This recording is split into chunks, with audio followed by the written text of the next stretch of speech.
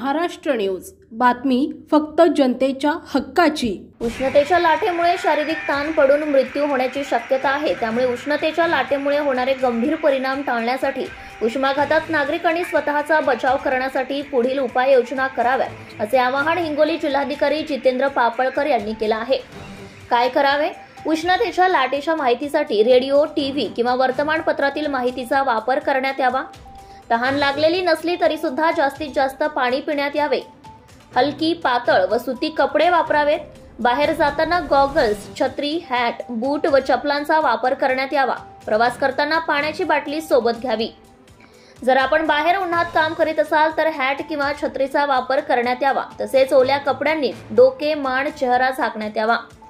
शरीरात पाण्याचे प्रमाण कमी होत असल्याने ORS, घरी बनवण्यात आलेली लस्सी, तोरणी, लिंबू पाणी, ताक इत्यादींचा वापर नियमित करण्यात यावा।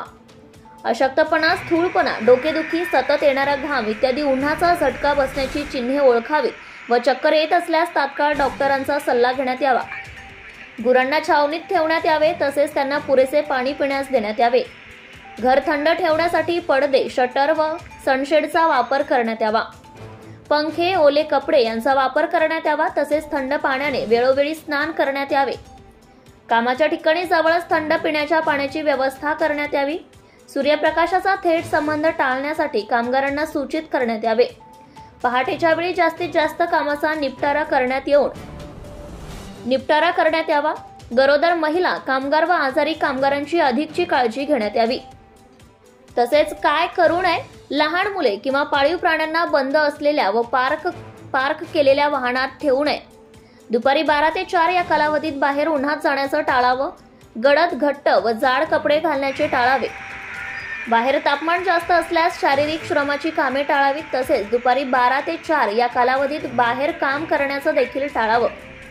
उन्हाच्या कालावधीत स्वयंपाक करण्याचे टाळण्यात यावे। तसेच मोकळ्या हवेसाठी स्वयंपाकघराची दारे व खिडक्या उघडी ठेवण्यात यावीत।